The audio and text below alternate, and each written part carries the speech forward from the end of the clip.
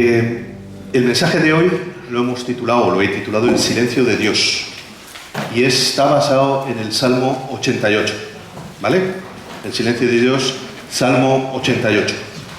Y empezaré diciéndoos que el Salmo 88 es probablemente el salmo más oscuro de toda la Biblia. Por eso la imagen que veis ahí y otras que vais a ver similares. Son un poco tétricas, pero hay una explicación y la iréis entendiendo a medida que avancemos en el mensaje. Alguno dirá cuando lee, bueno, pero es un salmo de súplica, es un salmo de lamento. Hay más salmos de súplica y de lamento en la Biblia. Sí, pero normalmente los salmos de súplica o lamento tienen luz al final del túnel. Terminan siempre diciendo, pero tú levantarás mi cabeza, o pero tú me sacarás del fondo del pozo. El Salmo 88 no tiene nada de eso. No hay luz al fondo del túnel, no hay respuesta de oración, no hay esperanza, hay silencio. Y por eso es un salmo diferente. Es el único salmo en el que no hay esa nota positiva al final. Cuando vemos este salmo, lo que sentimos es una sensación de abandono por parte de Dios. Esa es la sensación que deja este salmo. Lo vamos a leer entero, ya lo veréis, pero os vais a dar cuenta de a qué me refiero. Hay una cosa en la que a mí me gusta hacer mucho hincapié. De hecho, tenemos algunas dinámicas, no para taller de predicación, aunque algunas a lo mejor sí que las hacemos, que tienen que ver con la lectura superficial de la Biblia. Y es evitar la lectura superficial de la Biblia. Es decir, leer la Biblia no pasando la vista por encima. Incluso cuando son textos que hemos leído muchas veces, leerlos o intentar leerlos como si nunca los hubiéramos leído. Y cuando hacemos una lectura superficial de este salmo, pues lo que vemos es, bueno, a ver, Fer, nos estás diciendo esto, pero realmente pues es un salmo de súplica. El salmista dice, Señor, me duele, estate atento a mi oración. ¿Cuál es la diferencia? Vamos a leerlo y vais a comprobar que no es como los otros salmos. Vamos al Salmo 88. Yo oí una vez a Jaume Llenas decir esto, entonces si Jaume Llenas lo dijo, yo lo aplico. Yo lo voy a leer en la Reina Valera 60 porque era la que San Pablo usaba. Entonces, si la usaba él, ¿por qué no la voy a usar yo? No, es broma. Yo lo voy a leer en la Reina Valera 60, pero que cada uno lo lea en la versión que prefiera. Vamos al Salmo 88 y vamos a leerlo. Cántico, salmo para los hijos de Coré, al músico principal para cantar sobre Mahalat, Masquil de Emán Ezraíta. Oh Señor Dios de mi salvación, día y noche clamo delante de ti. Llegue mi oración a tu presencia, inclina tu oído a mi clamor. Porque mi alma está hastiada de males y mi vida cercana al Seol. Soy contado entre los que descienden al sepulcro, soy como hombre sin fuerza, abandonado entre los muertos, como los pasados a espada que yacen en el sepulcro, de quienes no te acuerdas ya, y que fueron arrebatados de tu mano. Me has puesto en el hoyo profundo, en tinieblas, en lugares profundos. Sobre mí reposa tu ira y me has afligido con todas tus ondas. Has alejado de mí mis conocidos, me has puesto por abominación a ellos. Encerrado estoy y no puedo salir. Mis ojos se enfermaron a causa de mi aflicción. Te he llamado, oh Señor, cada día. He extendido a ti mis manos. ¿Manifestarás tus maravillas a los muertos? ¿Se levantarán los muertos para alabarte? ¿Será contada en el sepulcro tu misericordia o tu verdad en el Abadón? ¿Serán reconocidas en las tinieblas tus maravillas y tu justicia en la tierra del olvido? Mas yo a ti he clamado, oh Señor, y de mañana mi oración se presentará delante de ti. ¿Por qué, oh Señor, desechas mi alma? ¿Por qué escondes de mí tu rostro? Yo estoy afligido y menesteroso. Desde la juventud he llevado tus terrores. He estado medroso. Sobre mí han posado tus iras y me oprimen tus terrores. Me han rodeado como aguas continuamente, a una me han cercado. Has alejado de mí al amigo y al compañero, y a mis conocidos has puesto en tinieblas. Uf. Vais entendiendo por qué digo que este salmo no es como los demás. En nuestras Biblias ya sabemos que hay cosas que no son del texto original, ¿vale? La división en capítulos o la división en versículos no es algo que está puesto por los editores, igual que las notitas que aparecen, ¿no? Esas notitas ponen y abajo te da una referencia. Eso no está en el texto original. Pero esta descripción que hemos leído de quién escribe el Salmo y para quién está escrito, sí que forma parte de la descripción que existe históricamente del Salmo desde el principio. Es decir, es información que es relevante para nosotros. Bueno, toda la información es relevante, pero esta en concreto es muy relevante porque nos da algunas pistas a las que debemos prestar atención. Yo no sé si le prestáis mucha atención a eso que empieza al principio de cada Salmo, pero eso es lo que nos da el contexto del Salmo, así que es muy importante. Y en este caso lo que nos dice es que es un cántico, salmo para los hijos de Coré, al músico principal para cantar sobre Mahalat, y que es un masquil de Emán Ezraíta. Es un cántico para los hijos de Coré. Bueno, pues primera cosa, si es un cántico, se canta, ¿cierto? Es decir, esto se cantaba. Y los hijos de Coré hace referencia a los músicos. Es decir, es un salmo que se pone para que sea cantado y que se entrega a los hijos de Coré, a los músicos, para que dirijan al pueblo en esta canción. Luego aparece la expresión al músico principal, y aquí hay comentaristas que opinan que el músico principal es el Señor, y hay quienes opinan que el músico principal es literalmente lo que dice, al músico principal. Es decir, quien dirigía la alabanza en ese momento dentro del pueblo del Señor. Ahora bien, lo que se nos indica es que es para cantar sobre Mahalat. Y la raíz de esta palabra y todo lo que ella contiene, en la mayoría de los estudios, lo que indica es que tiene que ver con la enfermedad. Es decir, vamos sacando cositas, es un cántico sobre la enfermedad. Pero no es un cántico cualquiera, es un masquil.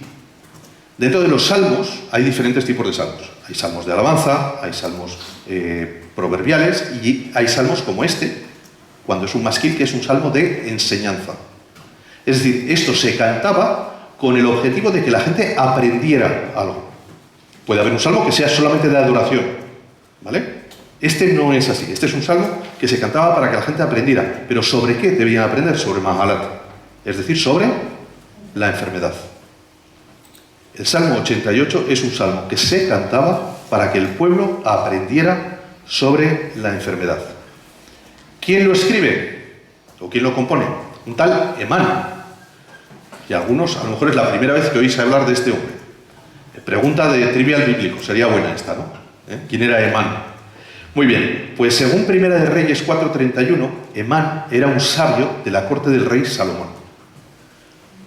Pero no había servido solo a Salomón. Emán era de la tribu de Leví, era hijo de Joel y era nieto de Samuel, del último juez de Israel. ¿Os acordáis de Samuel? El Samuel que unge a Saúl y que unge a David. Pues este hombre era su nieto, ¿de acuerdo? Es decir, era alguien conocido en Israel. Era el nieto del que había sido el último gran líder antes de que llegase la monarquía. ¿Vale? David nombra 3 músicos principales para dirigir la alabanza en el templo. Uno de ellos es el más famoso, que es Asaf. Es el que más conocéis porque hay un montón de salmos que ponen salmos de Asaf. Pero hay otros 2. El otro se llama Etán, o también lo podréis ver el nombre como Jedutún, pero hay un tercero, es Emán. Es decir, Emán es uno de los 3 líderes nacionales de Israel de la alabanza en el templo para toda la congregación. Eran como, igual que cuando hablamos de Asaf, pues Emán era exactamente lo mismo. Y había estado sirviendo como consejero y vidente durante el rey David y sirvió también durante el rey Salomón. Así que os podéis imaginar que durante muchos años fue una persona asociada a la corte, consejero del rey y líder de alabanza en Israel. Y alguno dirá, ¿y cómo es posible que no hayamos oído todavía de él? Pues porque si no hemos estudiado el Salmo 88 no habíamos llegado hasta Emán, ¿vale? Pero para eso está. Vale, ¿por qué entendemos la palabra Mahalat como enfermedad? Pues en este salmo en concreto. Pues porque, por lo que el salmo dice, lo que deja ver claramente es que Emán tenía algún tipo de enfermedad crónica y degenerativa. Así que yo he estado investigando un poco qué enfermedades podrían ser. Vale, ya sé que la primera que viene a vuestra mente es la lepra. Lo que pasa es que vamos a ver después en el texto que Emán empieza a sufrirla de joven, la enfermedad ya. Con lo cual no podía ser la lepra.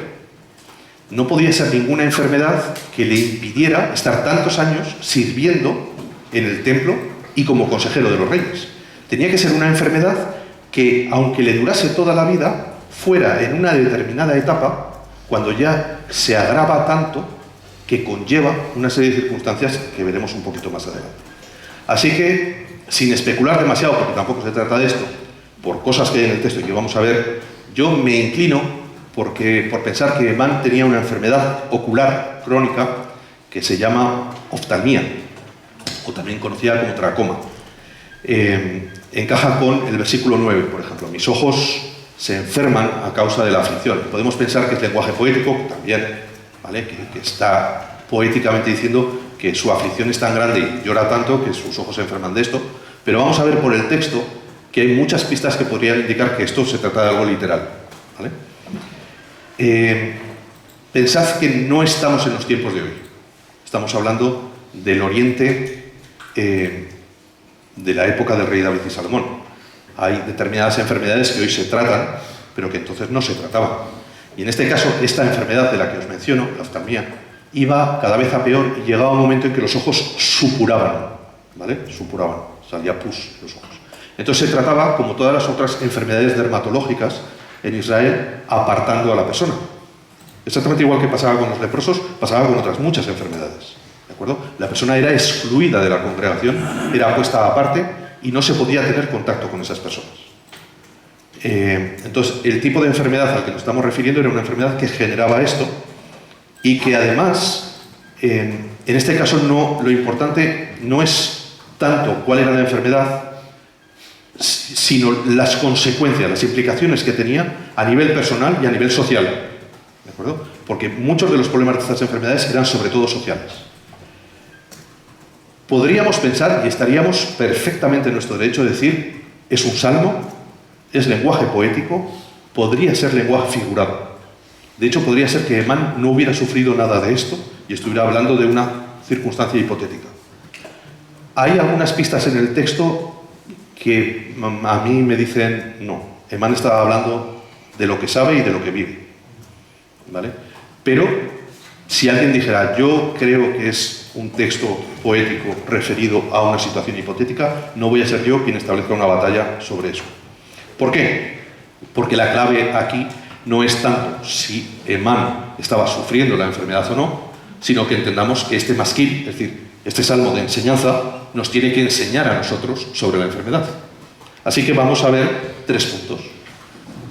3 puntos de este salmo que nos van a hacer centrarnos en esa enseñanza que espero pueda cambiar nuestras vidas esta mañana. El primer punto lo he llamado una vida difícil. Y vamos a hacer ahora un trabajo de todos juntos. Por favor, aunque yo ya he leído el Salmo inicialmente, ahora vamos a leer esos versículos que aparecen ahí. Vamos a leer los versículos del 6 al 7, el versículo 9 y luego del 15 al 17. Así que lo que voy a pedir es que alguno de los que estáis aquí, libremente, ¿vale? No todos a la vez, evidentemente, pero que alguien lea, por favor, los versículos 6 y 7 del Salmo 88. Me has puesto en el hoyo profundo, en tinieblas, en lugares profundos. Sobre mí reposa tu ira, y me has afligido con todas tus ondas. Muy bien. Lee, por favor, el versículo 9. ¿Quién iba a leer? Mis ojos se enfermaron a causa de mi aflicción. Te he llamado, oh Jehová, cada día. Te he extendido a ti mis manos. Vale. Y versículos 15 al 17. Yo estoy afligido y menesteroso. Desde la juventud he llevado tus terrores. He estado medroso. Sobre mí han pasado tus iras y me oprimen tus terrores. Me han rodeado como aguas continuamente, a una me han cercado. Muy bien. He llamado a este punto una vida difícil porque lo que podemos ver en estos versículos es que Emán no tuvo una vida fácil desde su juventud. No es algo que sucede al final de su vida. Es algo que le ha acompañado desde su juventud. Está en el fondo del pozo. Sus ojos están enfermos, pero desde que era joven ha sentido los terrores del Señor. Tengo unos muy buenos amigos en Galicia que tienen varios hijos de acogida. Tienen algunos naturales, pero tienen también varios hijos de acogida. Entre los hijos de acogida que tienen a una niña con una enfermedad rara de la piel que se llama ictiosis.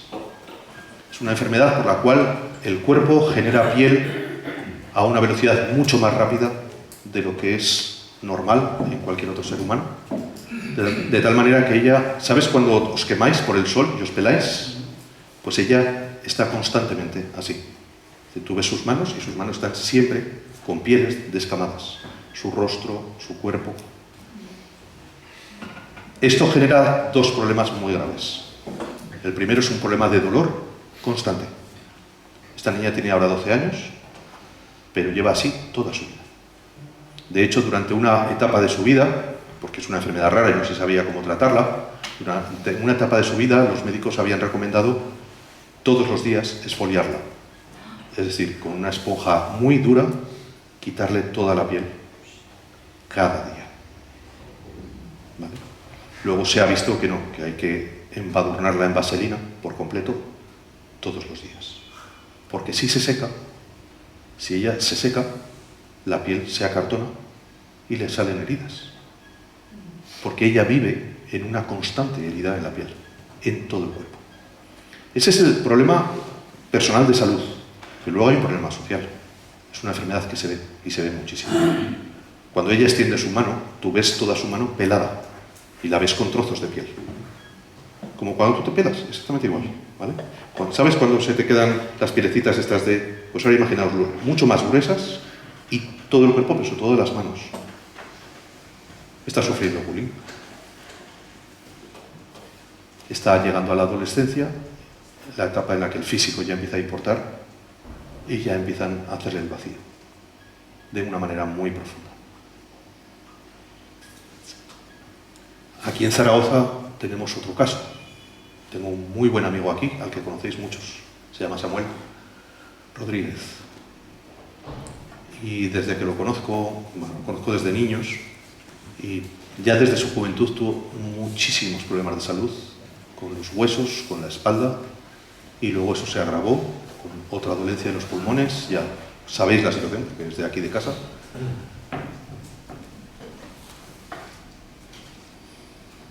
Hay gente que pasa por experiencias de dolor durante toda la vida.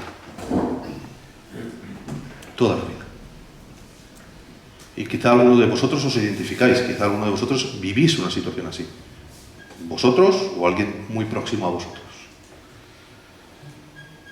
Pero incluso aunque no nos toque y aunque no seamos capaces de ponernos en la situación de esas personas al 100%, yo creo que no es difícil empatizar con situaciones así.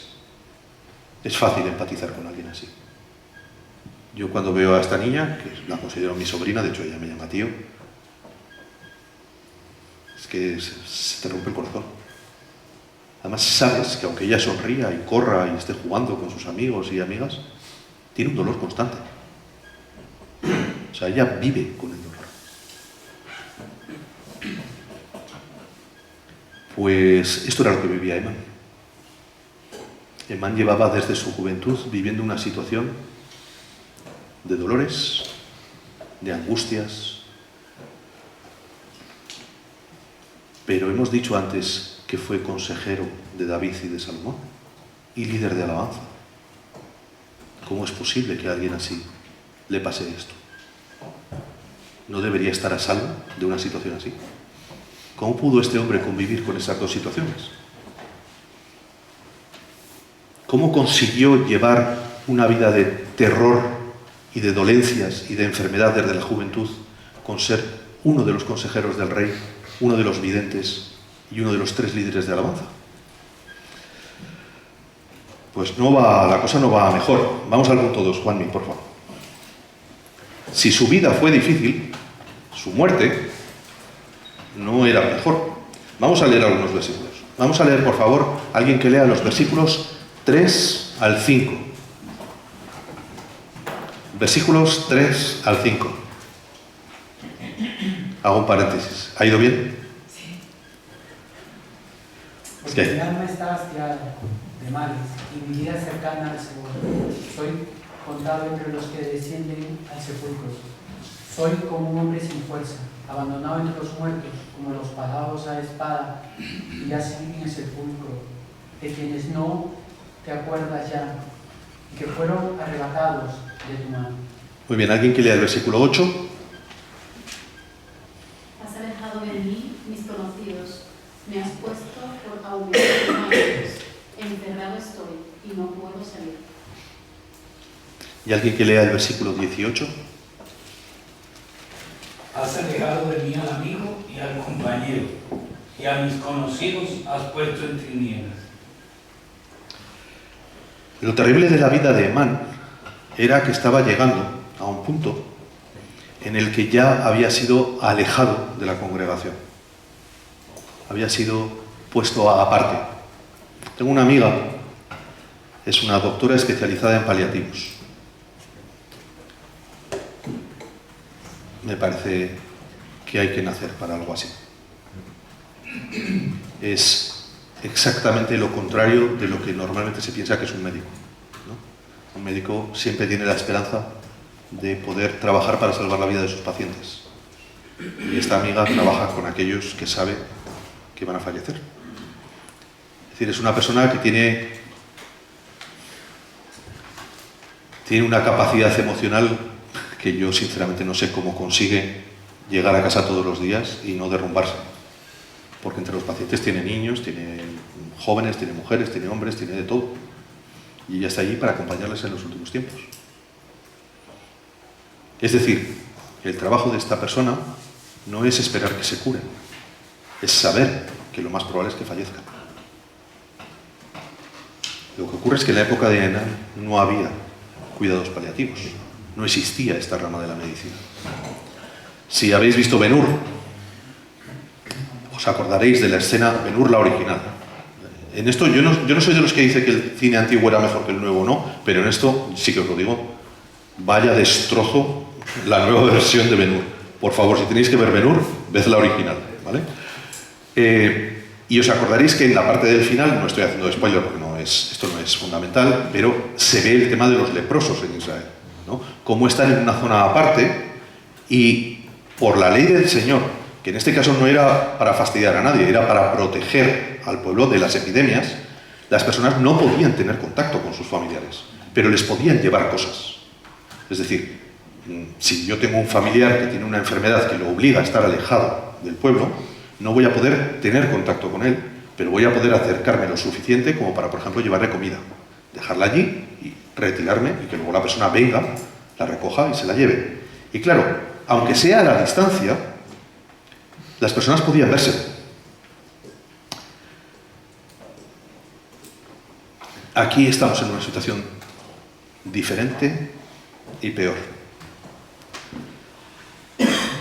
Cuando leemos un pasaje bíblico, tenemos que hacer un ejercicio muy importante. Y esto, por favor, si solamente os lleváis esto hoy para casa, ya os lleváis algo muy importante.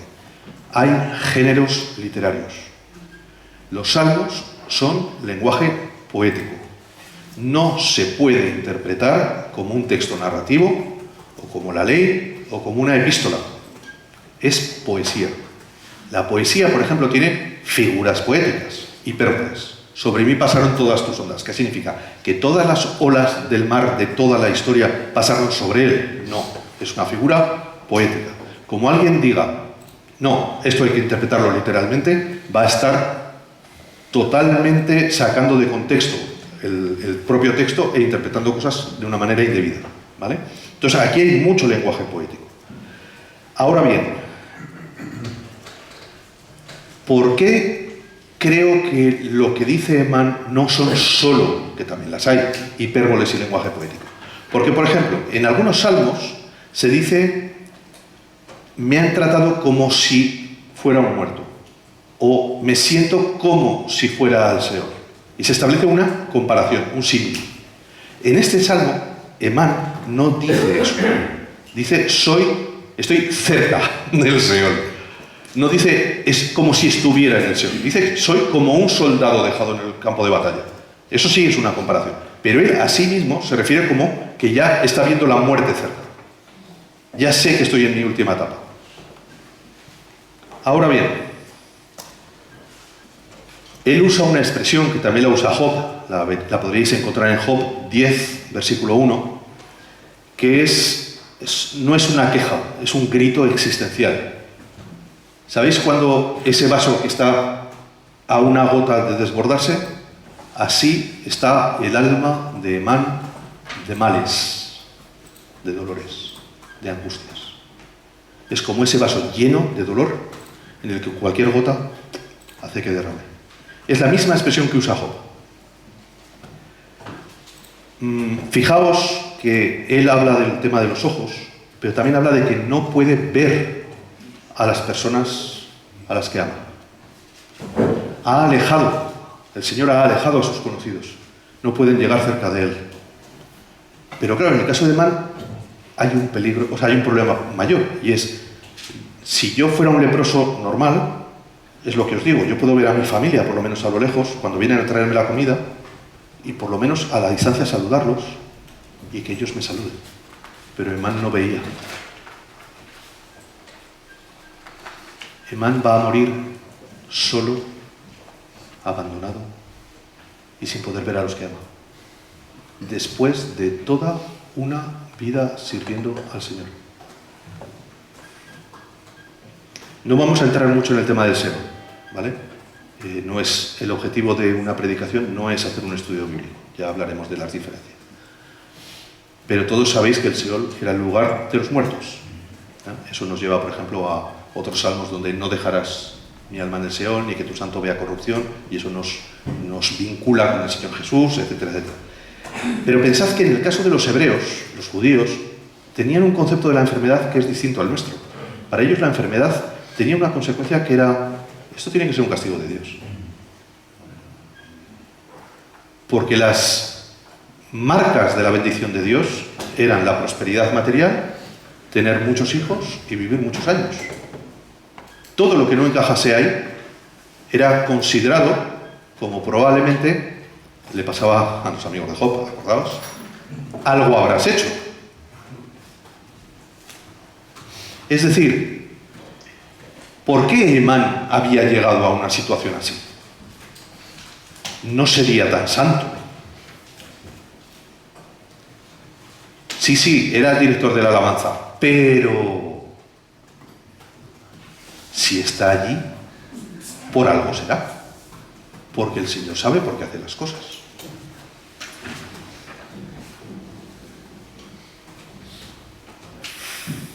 Imaginaos que estáis en una situación así.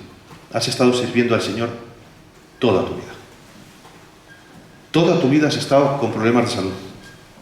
Y ahora, cuando llegas al borde de la muerte, estás solo, no puedes ver a los tuyos, y sabes que incluso tu ministerio puede estar siendo cuestionado. ¿Os acordáis de Pablo? Es que en la Biblia no todos son finales felices, desde el punto de vista humano. Pablo termina muriendo solo en una prisión. Él mismo dice, estoy solo. Todos me han abandonado. Pero claro, ahora vamos a ir al último punto, tercero, que lo hemos titulado Una oración difícil. Y vamos a ir leyendo ya estos versículos que ya sé que os voy a dejar ya con el ánimo totalmente para abajo. Pero es que el Salmo 88 es lo que es. Así que, por favor, alguien que lea los versículos 10 al 12. Manifestarás tus maravillas a los muertos, se levantarán los muertos para alabarte, será contada en el sepulcro tu misericordia o tu verdad en el Abadón, serán reconocidas en las tinieblas tus maravillas y tu justicia en la tierra del olvido. Alguien que lea los versículos 1 y 2.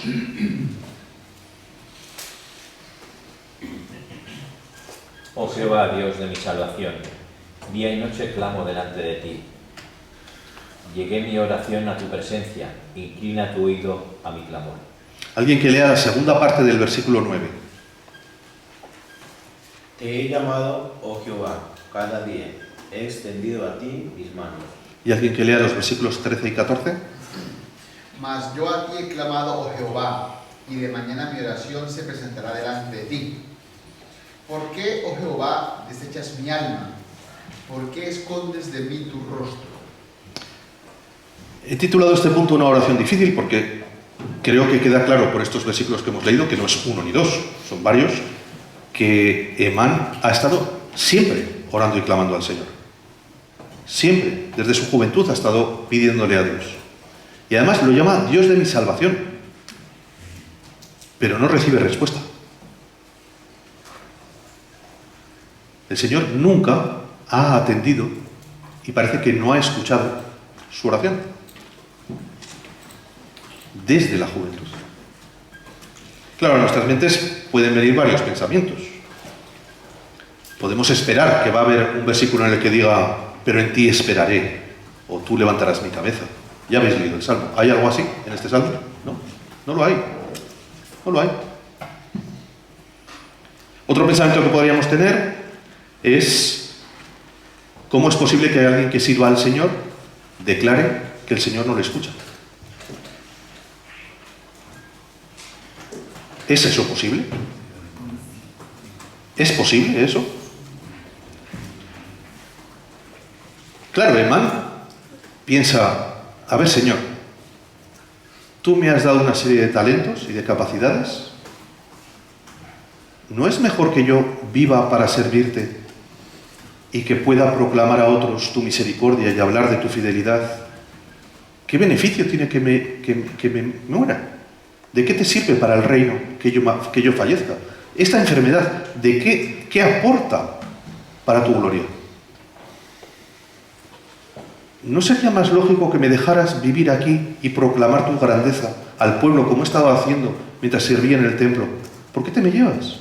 Los muertos no hablan de tu misericordia. Yo os preguntaría, ¿alguno de aquí os acordáis de vuestros tatarabuelos? Yo no los conocí. De hecho, yo no conocí ni a mis bisabuelos. Y estamos hablando de gente que ha vivido hace 100, 150 años, como mucho. Y no queda nada de memoria de ellos. Como mucho una lápida en algún cementerio. Hoy, año 2026, estamos hablando de Emán. Ha quedado memoria de Emán. Sí que tiene utilidad el sufrimiento de Emán. Yo me he tenido que plantear seriamente aquí una cosa. Cuando preparé este mensaje, me tuve que preguntar ¿por qué existe este salmo? ¿Por qué? ¿Qué utilidad tiene este salmo dentro de lo que vais a... Es otra palabra que vais a oír mucho en estos 3 años. El metarrelato bíblico, es decir, la Biblia no es un conjunto de relatos, es un único relato en forma de muchos libros diferentes, pero es un único relato. En todo ese relato, ¿por qué existe este salmo? ¿Qué función tiene? ¿Qué utilidad tiene? Un salmo sin esperanza, un salmo sin aparente respuesta, un salmo que hemos titulado El silencio de Dios. Alguien podría decir, bueno, pero Job terminó bien, ¿no? Job terminó bien. ¿Sus hijos resucitaron? ¿Resucitaron los hijos que murieron? No. Ah, ¿y los hijos nuevos compensan el dolor de los perdidos? Ah, de eso no hablamos, ¿eh? Ah, final feliz. ¿Cómo que final feliz? Las marcas del dolor de Job estarían para toda su vida. No podemos olvidarnos del ejemplo máximo. El Señor Jesús, sin pecado, sin culpa, habiendo cumplido la voluntad del Padre durante toda su vida, clama en la cruz, Dios mío, ¿por qué me has desamparado? A mí me da muchísimo miedo que prediquemos un evangelio resuelve problemas. Ya no estoy hablando del evangelio de la prosperidad y otras cosas. No, este tipo de evangelio de, tienes enfermedad, acude al Señor. Tienes un problema financiero, acude al Señor. Tienes un problema en tu matrimonio, acude al Señor. El Señor resuelve todos tus problemas. O no. A Emán no se lo resolvió. A Pablo no se lo resolvió.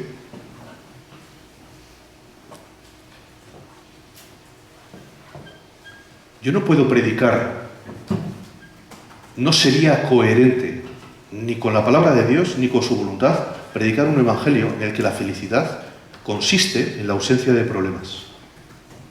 Mentira. Porque vivimos en un mundo con problemas, con enfermedades y con muerte. Es la consecuencia del pecado.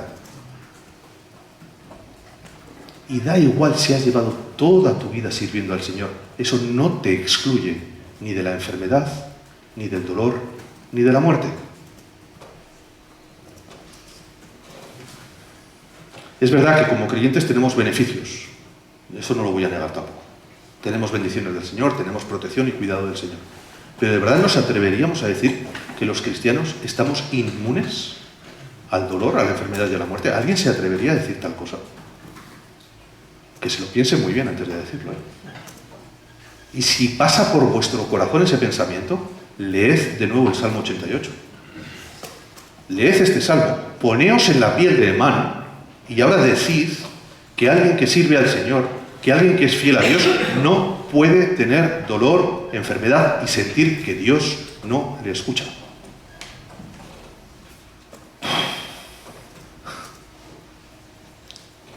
¿Qué concluyo?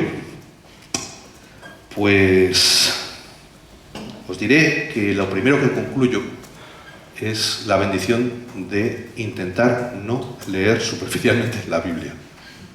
Porque podría haber leído este salmo como tantas veces y haberme quedado con que es otro salmo de súplica. Pero os puedo decir que mientras preparaba este sermón, muchas veces me he parado a pensar, pobrecito Emán. La fe no nos exime, no nos libra de los dolores profundos. No te exime de ellos. Te puede ayudar en ellos, pero no necesariamente te va a librar de ellos. Y eso me lleva al segundo aprendizaje. El segundo aprendizaje es que Emán había vivido toda una vida de dolor y se acercaba a una muerte terrible. Y sin embargo, seguía clamando constantemente al Dios que no le escuchaba. Todos los días, constantemente. Porque si hay algo que Dios quiere, es que en tu dolor te quejes, que en tu dolor tengas una discusión con Dios, que en tu dolor le recrimines lo que quieras, pero que no te alejes de Él, que nunca te alejes de Él. Puedes ir con tus problemas, puedes ir con tus quejas, puedes ir como Job a decir, Señor, ¿para qué nací? Y el Señor dice, ven. Ven, te duele, ven. Puedes no entender por qué hago las cosas. Tienes tu derecho a no entender por qué hago las cosas. Tienes tu derecho a llevar tu dolor delante de mí y decirme, ¿por qué? Pero tráelo. Porque si te alejas de mí, entonces vas a perder lo único que te puede dar esperanza en esa situación. Y Emán eso siempre lo mantuvo. Y siempre consideró que Dios era el Dios de su salvación. Aunque esa salvación aparente no llegara. Pero el Dios al que él oraba era el Dios que podía salvarle. Lo hiciera o no lo hiciera. ¿Os acordáis de los 3 amigos de Daniel? Mira, nuestro Dios nos puede sacar del horno. Pero si no nos saca, no pasa nada. Seguirá siendo nuestro Dios. Nuestro Dios es el Dios de salvación y podemos clamar a Él en nuestro dolor. Es nuestro derecho, porque Él mismo nos dice, venid y hacedlo. Nos responda como esperamos o no, porque Él es soberano. Pero seguirá siendo el Dios de mi salvación. Si Él quiere salvarme, puede hacerlo. Es el único al que yo puedo llamar Dios de mi salvación. Hay otra enseñanza muy importante en este salmo sin esperanza. Hemos hablado antes de que no podemos tener un Dios que resuelve problemas, ¿verdad? Queridos, estamos de paso.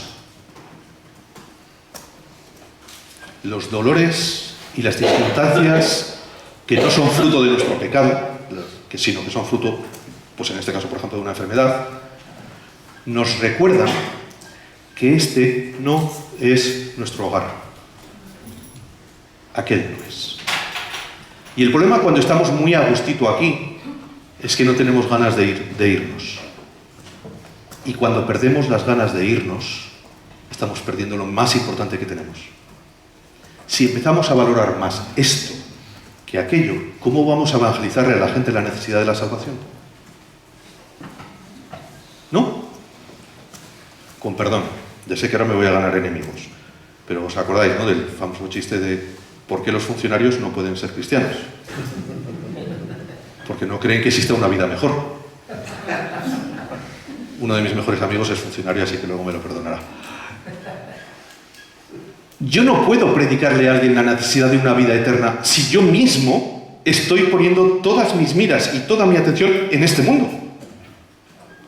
¿Cómo voy a hablarle de las maravillas del cielo cuando yo mismo demuestro que para mí todo empieza y termina aquí? Y entonces, en ocasiones, el Señor nos da un toque y nos dice: este no es vuestro sitio. Estáis de paso. Tenéis una misión aquí. Por supuesto que tenéis que vivir aquí. Pero recordad, no pertenecéis a este mundo. Hay un sitio donde sí hay esperanza, porque ya no habrá más clamor, ni más dolor. No habrá llanto, no habrá enfermedad. Ese es el sitio al que perteneces. Ese es el sitio en el que te estoy esperando. Ese es el sitio en el que tengo ganas de que nos encontremos. Y alguien podría decir: bueno, pero no tan pronto. Yo diría: ojalá mañana, ojalá hoy. El dolor nos hace recordar que este mundo no es bueno. Este mundo está contaminado por el pecado. Aquel no. La última enseñanza, y voy bien de tiempo, me quedan 2 minutos y medio para esto. ¿Por qué Dios permite que el Salmo 88 esté en la Biblia? He lanzado antes la pregunta, pero no la he respondido. Hay una cuestión que yo denomino legado. Emán se hace la pregunta que os he dicho antes: ¿qué beneficio tiene su muerte? Él no va a poder hablar del Señor estando muerto. A mí me ha hablado esta mañana. El salmo que él compuso toca nuestras vidas en el año 2026, igual que el libro de Job. No están en la Biblia solo para eso, pero son un legado. Son un legado que nos dice que no importa lo profundos que sean tus dolores, tus angustias, tus problemas, sigue clamando al Señor que te puede sacar de ahí. Y sigue clamando, te saque o no te saque. Aquel Jesús que clamó: Dios mío, ¿por qué me has desamparado?, me ha abierto las puertas de una vida donde nada de eso existirá. Si el Señor te tiene en el dolor y aún no te ha sacado de ahí, aprovecha la experiencia para bendecir las vidas de otros. Y si el Señor ya te ha sacado de ahí, aprovecha la experiencia para bendecir las vidas de otros. El legado de Emán puede ser el nuestro. Porque si el Señor hoy en día sigue permitiendo que en mi vida haya dolor y enfermedad, que haya problemas, que haya cosas que me siguen doliendo, no es porque el Señor le gusta, como al niño pequeño que con la lupa quema a las hormigas solo por placer. No, Dios no es así. Dios sabe que vivimos en un mundo caído, pero que de determinadas situaciones sus hijos pueden ser embajadores del reino para otros, mostrando que los cristianos no somos seres inmunes a los problemas. Y yo puedo compartir con las personas que tengo cerca mi dolor y que se puedan identificar conmigo, pero que vean que la diferencia en mí no está en la ausencia del dolor, sino quién me acompaña en el dolor. Yo recuerdo a Juan Blake. ¿Os acordáis de Juan Blake? Juan Blake pasó en su última etapa de vida un cáncer. Y él decía: mira, queridos, yo sé que en toda España estáis orando por mi sanidad. Podéis seguir haciéndolo, no hay problema. Pero si oráis por algo, orad para que mi testimonio de fe y esperanza cambie las vidas de los médicos y enfermeras que tengo alrededor. Eso mismo lo pedía Charo Freire. Eso es visión del reino. Puedes acudir al Señor con tu dolor, Pero además puedes decirle, ayúdame a que este dolor bendiga y cambie vidas a mi alrededor. Si no sabes a quién, pídele que te la muestre. Pídele, Señor, muéstrame qué personas son las que tú has puesto delante de mí para que mi dolor pueda bendecir sus vidas. Y hoy nos encontramos ante el Salmo 88. Y yo os voy a dejar dos preguntas. ¿Qué vas a responderle al Señor? Es la primera pregunta. ¿Qué vas a responderle al Señor? Y la segunda pregunta es, ¿qué legado quieres dejar? El Señor te ha dado días de vida. Mientras el Señor te dé un día más de vida, tienes que decidir qué legado quieres dejar. ¿Cómo vas a cambiar a través del Señor? Evidentemente el Señor a través de ti, pero ¿cómo van a cambiar las vidas de los que te rodean a través de ese legado?